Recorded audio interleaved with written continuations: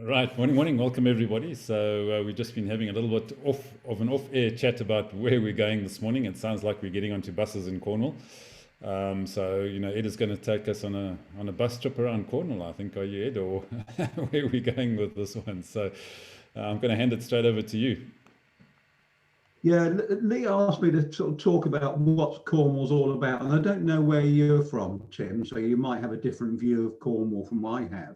Um, and I think people have a different perception of Cornwall from outside Cornwall than from within. I think from outside Cornwall, Cornwall's seen as this beautiful place where you go on holiday, where you hold the G7, um, and everything's lovely. And we all go surfing. Um, Surfing is and Trevor will love this. Cornwall is the surfing capital of the UK. Um, Bristol Beach in Newquay, uh, the Boardmasters is held there. Used to be a surfing festival. It's now turned into a kind of music festival, really. So people think Cornwall's a beautiful place, and it is, where you go on holiday. Um, Cornwall's one of the recognised Celtic nations, and the Celtic nations are Brittany in northern France, Ireland, the Isle of Man, Wales, and Scotland. So, i.e., not England. Um, and people in Cornwall think of themselves as different from the English. Um, we've got a very, very rich history. I live in a place called Camborne, and um, in the late 18th century, Camborne and Redruth, which is a town about 5 miles away, we're big enemies, Camborne and Redruth, a lot of rivalry between the two towns. Um, we were the richest mining area in the world. And tin mining was the big thing. Redruth was actually per capita the richest place in the world at one point in time. Not just the richest mining area, the richest place in the world. And then, of course, the whole thing came crumbling down. The mining sort of closed down. And actually, in about the 1870s, there were protests about the recession, and there was a big riot in Camborne, a massive riot. They burnt the police station down, they burnt the town hall down. And strangely enough, there was an investigation afterwards, and they held the police to be at fault. And almost all the police in the area were either dismissed or transferred elsewhere, and not one single protester was prosecuted. But that then left Camborne and the rest of Cornwall as one of the poorest areas in the whole of the UK and actually the whole of Europe. So people think of Cornwall as being this nice, lovely sort of place where people live in pretty cottages and go surfing every day. There is a lot of deprivation in Cornwall. That's why we get European grant money. But having said that, we also led the Industrial Revolution. On Christmas Eve in 1801, I don't quite remember it, Trevor might, the Puffing Devil, a steam-powered road locomotive built by a guy called Richard Trevithick, I can't even say the word, Trevithick, made its way up Camborne Hill. And it was the first self-propelled passenger vehicle invented in Camborne in Cornwall. And Camborne's also got a very well recognised rugby club, and actually in 1960 we hosted the South African national rugby team to a game there, which is quite interesting. So go Camborne. But there's a lot more to Cornwall than just beaches, deprivation, and holiday cottage and second homes. 22 of the most important transatlantic fibre optic cables actually come into the UK via the Cornwall, and carrying all that internet traffic and all that sort of stuff. We've got Goonhilly, which tracks all the satellites. We've got a spaceport now at Newquay with Virgin.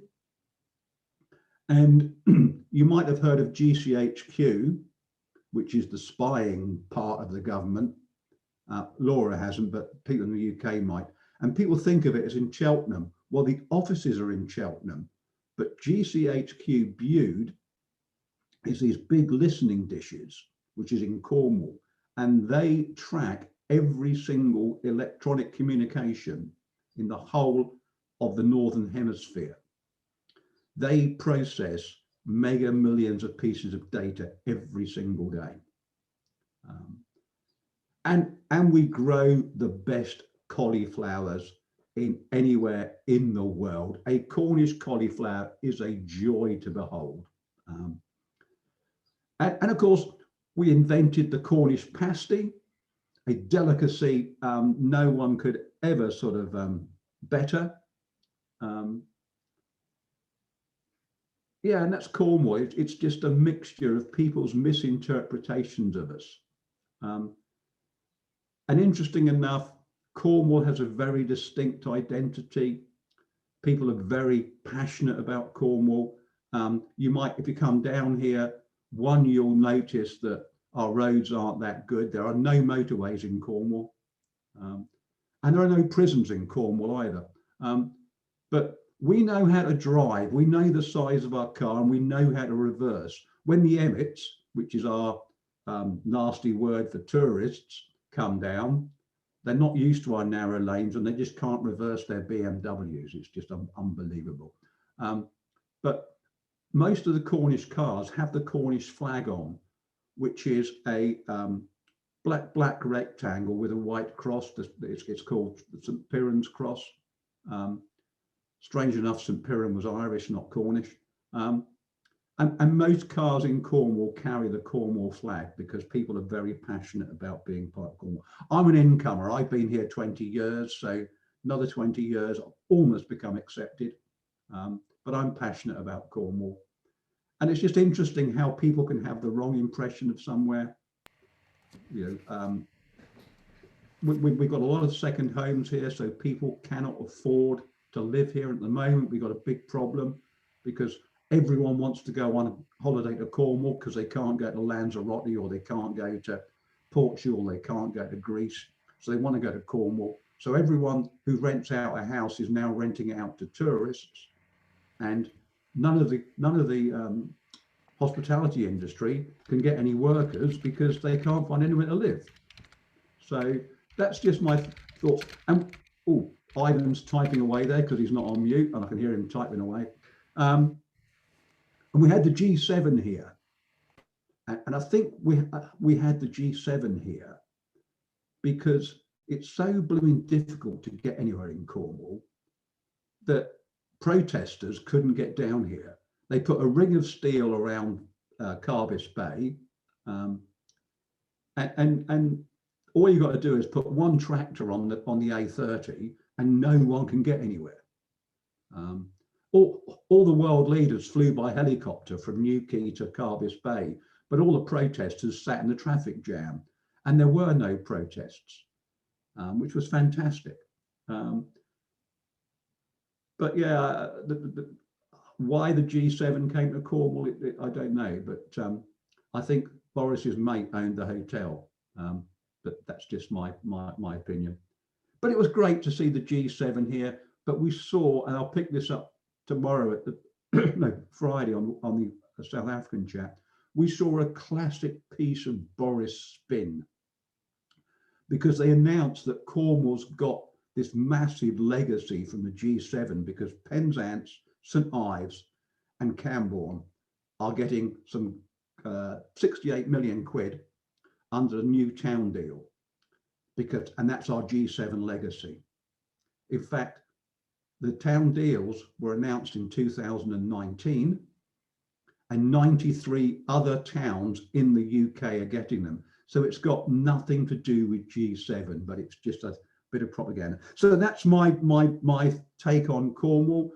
Tim probably has a different view of Cornwall. I don't know where you're from, Tim, but it'd be really interesting to hear your view.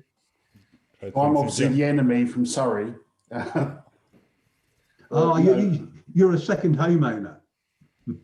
No, I'm not, but certainly my experience of Cornwall was generally that actually it was very, very poor, run down. I think one of my first experiences was being beaten up by a bunch of locals as a teenager for trying to pull some of their local girls. I was down there camping at about sort of 15 or something. And I've got a bunch of family down there that used to run the biggest miniature railway in the world. Ah. So I did go down there a fair bit. My great aunt moved there from previously she was in Southern Ireland, and the mad woman at 83 still went out swimming in a sea every morning, day in, day out. But I think that was helped by the fact that she drank about a bottle of gin and a bottle of Cointreau every night. I think that it will be a very interesting time for Cornwall because much to the disgust of the locals, actually a lot of the people that are moving in now aren't second homers, they're people that are actually moving their homes from London. And I think you'll actually get some bright sparks from the city and tech going, oh, we've got actually an advantage that we could get our data here about half a second earlier than London does. So you might well end up starting to see some financial centres and that sort of thing taking advantage of that. So you might actually see the boost you really need. But the problem with Cornwall is that it had tin mining and that got kicked into touch. It had a huge amount of fisheries and that's been completely killed off. And farming's the other one, which has been stiffed. So it has then just become tourism. And unfortunately, an awful lot of tourism tends to be second homers that actually don't necessarily go out and spend much in the community, particularly for half the year. Yeah. But I mean, I suspect that can be said about tons of places, not only over the UK, but all over the world. Yeah. It's interesting to say about the high tech stuff because there's a firm started up down here called Ultramed, and they do online all the pre-op checks for people. You know, when you go in the hospital, you have a pre-op check, don't you? And they realised that they can live in a lovely place because it's all done online. So all the surgeons that do the pre-op checks live in Cornwall, and the company's based in Cornwall, but it does it all over the UK by the internet. And I think you're right. A lot more people will move down here who want to live down here and work down here because of that work-life balance. They can go surfing. Wild swimming, going swimming in cold water is a big thing in Cornwall. We've got two lovely sea pools, one in Bude, where I used to live, and one in Penzance, which is now heated by geothermal. And geothermal will become a big thing when it comes to renewable energy. And of course, we've got wind down here, we've got solar down here, we've got geothermal down here. The only thing we haven't got is thick enough wires to squirt the electricity up country. Because in the old day, it all pointed down, so the voltage dropped down as you came down from Bristol down to Cornwall. So we can't actually export all the energy we're producing. So yeah, but I think you're right, Tim. I think we'll see a lot, and we do love visitors in Cornwall. We kind of joke about, except for second homers. You should have come to Camborne because you would have not got out if you tried picking up girls in Camborne. Camborne's where I live is a rough place. It's yeah, dangerous. But you must have been in a posh place to get away with it. All right, good. Well, thanks guys for that insight. And I thought it was just all about Doc Martin. You know, I mean, I didn't think Cornwall was much more than that. So, you know, that's my exposure to Cornwall. But Trevor, maybe you'd like to add in some thoughts on that. Just Ed's last comments. Camborne sounds like my kind of town, and so I'm just thinking about the people that Tim did not meet in his part of Cornwall that he visited. Now listen, I'm thinking as you were talking, obviously I've made reference before to that Simon Reeves program on Cornwall. I was blown away with that. There were a couple of things that I saw on that. and that was the resurgence of that mining under the town of Camborne. So something is happening there. I don't know if you've gone and done a bit of research and gone to knock on the doors under the mine and find out what's going on, Ed. The other thing in there is I put in, as you were talking about these internet cables, and Tim mentioned the delay in time from the data reaching Cornwall as opposed to London. I think I picked that up. So I put in there Cornish arbitrage, if that's what he was referring to. And I'm interested in why Tim has an understanding of that. So there's all I can read here is Tim Peniston Bird ask how you, and now I'm left with a seductive question that needs to be answered at some time. But it's quite interesting if here in South Africa, our communities had to discover that there were cables running from Cornwall through to London, and some of those might be redirected into homes on the way. And, you know, maybe there's a way to bring in a tax or a toll. And I'm reminded, Ed, that this is all about stimulating ideas. I think this COVID-19 has just created such opportunities to flip mindsets where you've got so much history, and history is written in text. And text is really the foundation of digital content, for goodness sake. So you can now bring people from all over the world into history. And it reminded me of Cape Town. Cape Town 40 years ago was the Cape Town that is world-renowned today.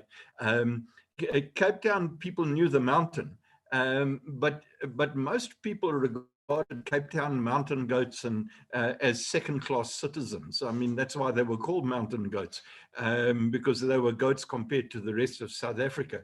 But the rest of the world hadn't discovered Table Mountain, apart from Van Riebeeck in those early days 300 years ago. It's really been a phenomenon of discovery that happened since Mandela was released, and it's really got world renown from that time period. But Cape Town, almost watching that Simon Reeves movie, reminded me of traveling around what I could see in that Cornwall movie that Simon Reeves did. It was very similar to Cape Town. And why can you not take an area like Cornwall and turn it into a digital hub where you attract people into the history? I think that's so exciting. And the other thing that I saw is the big complaint about these holiday homes, and that they were left absolutely empty, and the young kids could find no place to accommodate them. So they had to go to areas like Surrey to get jobs, etc. But they had to escape Cornwall because they didn't have a roof over their heads as youngsters in their 20s to 30s. But when you looked around the villages, when they took a helicopter view, a drone view of those particular towns, you saw miles and miles of empty space. Who owns that empty space? And what is it being utilized for? There's tons of it there in Cornwall. Those are the things that you got to start asking. I think there's plenty of potential to flip the resource that is there in Cornwall and have a digital mindset to this. What's going to take Camborne and Cornwall through over the next 200, 300 years in the digital age? Can I just answer Trevor's thing about the tin mine? Because South Crofty, which is on the edge of Camborne, was the last tin mine in Europe to close in 1998. And since then, the tin price has gone up 10 times. It's 10 times the price it was. And they now reckon South Crofty might be worth reopening, so they're reopening it. It's going to take them about 18 months to pump all the water out, and I think they started that about a year ago. So South Crofty should start working. And then a bit further up the road, there's a place called United Downs, where they're looking at extracting lithium from mine water. And if they can do that, then we are at the leading edge of the green revolution with battery power. But those spaces between the houses, Trevor, it's called nature. And nature's what you need to produce oxygen to live. So we quite like our spaces. Thank you very much. All right, very good. Thanks. So, Lee, let's get across to you and hear some of your thoughts. So we being my husband and I, spent a month doing a tour around UK. So we were one of those tourists that went to Cornwall, and if you're in Cornwall, you have to have a Cornish pasty. But so this was in the early times of our marriage. So that's talking 25, nearly 30 years ago. Oh, that's scary. 30 years ago, I was in Cornwall, but I have a very clear memory of being on the coast, and it wasn't just bucketing rain. It was that sleety rain that was just slanting down, and we found our way down a little cliff path and huddled ourselves into like a craggy place where we could see the waves literally tumbling over each other, and just this rain slanting down, munching our steamy Cornish pasties. And we were in Merlin's country. So Edward, you missed that incredible history of, the Round Table and Merlin. And so this, the mythology, and we were completely in there. We were surrounded by this myths and mystery, and it was an incredible experience. Like just a couple of hours, and 30 years later, I am literally there. So Cornwall has a very fond place in my mind. But I don't want to miss out on the opportunity, Edward, of actually going back to you. And I know Laura might want to say something, but something's been stimulated for you through Wisdom's chats about Camborne. And I would love you to share what that project is that you are exploring. Yeah, it is through Wisdom's chats, and I hate to say this, I really do, and I hope he doesn't hear it. It was really down to Trevor about taking on, well, not just talking about stuff, doing stuff, and taking on big, hairy, audacious goals. And I thought, do you know what? Camborne used to lead the Industrial Revolution. Let's Camborne lead the green industrial revolution. And I want to create a forest in Camborne. Take all the old derelict mining areas, all the old derelict factory areas, and green them, build a forest. Camborne had the Camborne School of Mines, which is internationally famous. Well, let's have the Camborne School of Forest Management. Let's also use the Internet of Things to improve how we manage forests. Whether we have satellite pictures to work out which trees work best in which location, whether we have ground sensors to work out when we should water things, when we should add some more fertilizer. Also, Camborne is not known for tourism. If you've got a forest there with eco lodges, then people will come, and you create aerial walkways through the trees. You create an adventure course. And of course, we all know, especially during COVID, that being in nature is good for your mental health, it's good for your physical health. So let's create a space in Camborne where people can enjoy nature. And then let's use that as an example of how we can do it in the rest of the country, in the rest of the world. And perhaps we can twin with a township in Johannesburg. And actually just yesterday, I was speaking to another Ivan, who I think you guys met, about how we can make that happen, and he was very useful about it. So yeah, I've started the project. I've got some plans. I've been making connections. I've been talking to people, and it has to be. And Trevor, don't listen to this. It has to be a commercial project.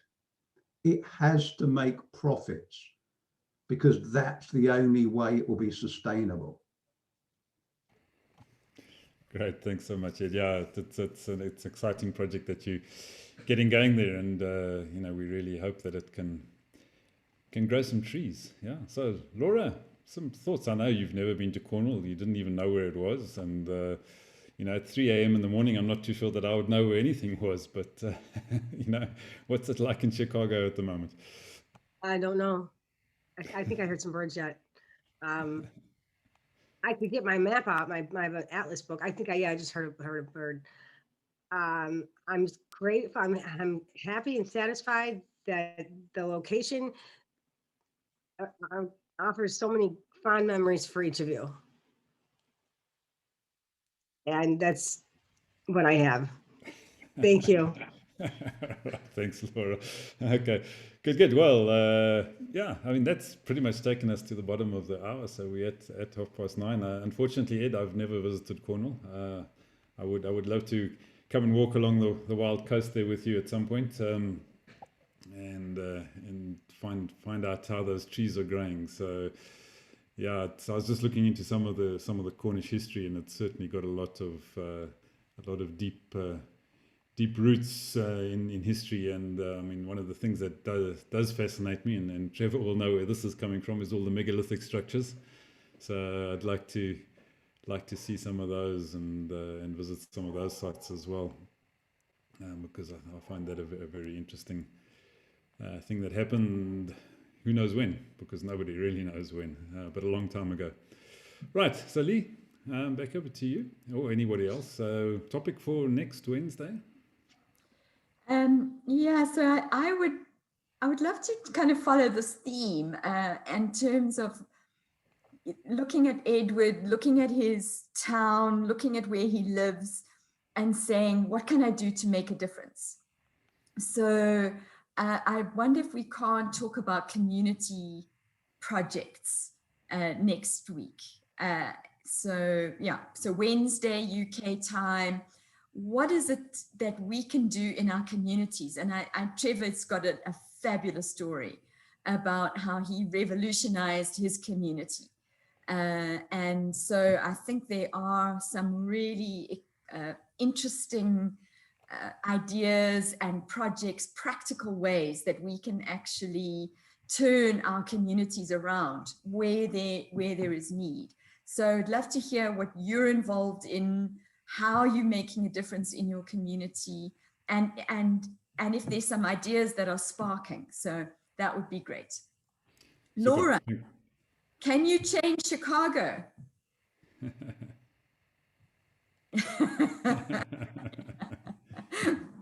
You mustn't wake Laura up. I mean, it's only 3 a.m. Okay. Bye, everyone. What do you mean change? We'll stop the wind for a start. Yes, There we that's go. the thing. Yeah. Okay, You don't have to fantastic. change So a thing. yeah, we will be in the USA in just 4.5 hours from now. So if you want to join us again, and at I think it's 2 p.m. UK time, 3 p.m. South African time, and 8 a.m. Central Time America, we'll be back online on the same link, on the same Zoom link. Otherwise, we are back Friday morning. We're not doing a session tomorrow morning, but Friday morning, 8 a.m. South African time, 7 a.m. UK time, as we normally are. And next week, things return to normal, where we will have a session every day of the week and 3 on Wednesday as we do. So Tim, glad you could join us this morning. Hope you'll pop in again, and we look forward to having some more wisdoms chats with you. But otherwise, have a great day, and we'll see you guys soon. Cheers. Apologies, I can't make the American one today. Okay, thanks, Ed.